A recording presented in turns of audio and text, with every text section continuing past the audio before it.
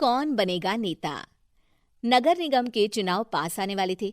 पूरे कानपुर शहर में टिकट को लेकर मारामारी शुरू थी, लेकिन सबसे ज्यादा चर्चा में वार्ड नंबर 40 की सीट थी।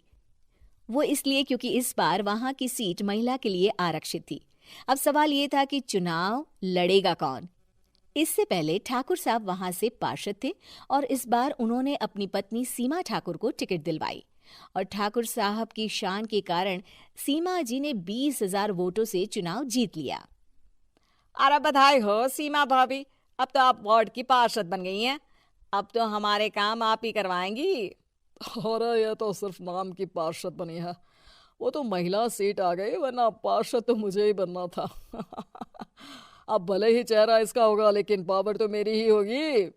अरे वाह भाई साहब, क्या दिमाग लगाया है आपने भी। आइए आप लोग, खाना लगा दिया है सबके लिए। सीमा जी पार्षद बन चुकी थीं, फिर भी उनकी एक ना चलती। सारे काम ठाकुर साहब खुद ही संभाल लेते और जहां जरूरत पड़ती वहां सीमा जी का अंगूठा लगवा लेते। सीमा जी ज्यादा पढ़ी लिखी भी नहीं थी। एक दिन ठाकुर साहब और सीमा एक प्रोग्राम में जाते हैं। अरे ठाकुर साहब, आप आ गए। ओहो, पार्षद मैडम भी आ गई हैं। स्वागत है आप दोनों का।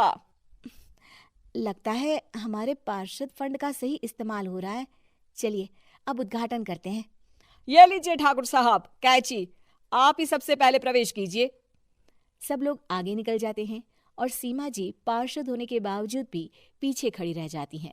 वो देखती हैं कि वेलकम बोर्ड पर उनका नाम है, लेकिन महिला होने के कारण कोई उनका सम्मान नहीं कर रहा।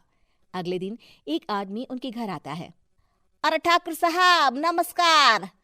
कल ना हम नोटिस किए कि हमारा घर तो अवैध है और नगर निगम वाले उसे तोड़ने आ रहे हैं। अरे कुछ कीजिए ना ठाकुर साहब। देखो भाई, मैं तो ज्यादा कुछ कर नहीं सकता, पर अगर तुम सबकी जेब गर्म कर दो तो कुछ हो सकता है। कुल मिलाकर 4 लाख लगेंगे। अरे 4 लाख ठाकुर साहब? अरे भाई, मैं अपने लिए नहीं मांग रहा हूँ।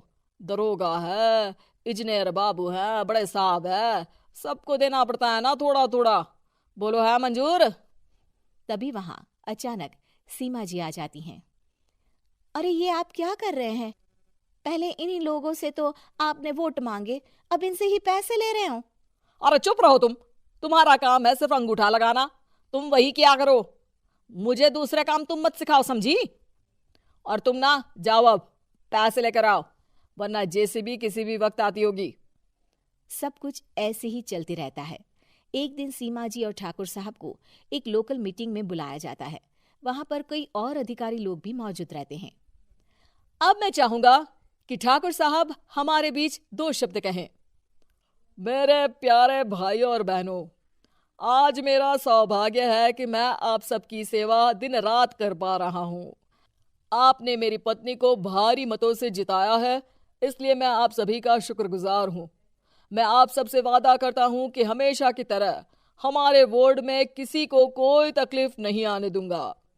सभी लोग तालियां बजाने लगते हैं। अब मैं माननीय पार्षद मैडम को स्टेज पे बुलाना चाहूंगा। अपने नाम को बुलाया सुनकर सीमा जी एकदम चौंक जाती है। उन्हें बिल्कुल उम्मीद नहीं थी कि इतनी बड़ी जगह उन्हें मंच पर बुलाया जाएगा। जैसे तैसे वो मंच पर चढ़ती हैं। ऊपर जाते ही सीमा जी को सारी पुरानी बातें याद आ जाती हैं कि किस तरह उनके पति उन्हें कभी भी आगे बढ़ने नहीं देते और उनके नाम से गलत काम करते हैं। वो बोलने लगती हैं, मैं आपके वार्ड की पार्षद सीमा हूं। आप में से बहुत कम लोग ही मुझे जानते होंगे, क्योंकि इससे पहले मुझे कभी ऐसा मौका ही नहीं मिला। सारे मौके मेरे पार्षद पति यानी आपके ठाकुर साहब ही लेते रहे, लेकिन आज ये मौका मुझे मिला है तो मैं इसे ऐसे ही नहीं जाने दूंगी।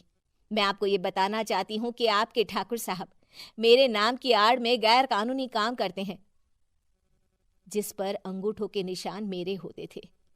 इसीलिए मैं अपनी गलती मानती हूँ और आज अपने पद से इस्तीफा देती हूँ, ताकि आगे से कोई गलत काम ना हो पाए। अब फैसला आप सबके हाथ में है कि आप हमें क्या सजा देना चाहते हैं। सीमा जी की बातें सुनकर ठाकुर साहब के चेहरे का रंग उड़ जाता है और वो शर्म से मुंह नीचा करके वहां से चले जाते हैं और पद से इस्तीफा देकर ही सही सीमा जी अपने आप में आत्मविश्वास महसूस करती हैं।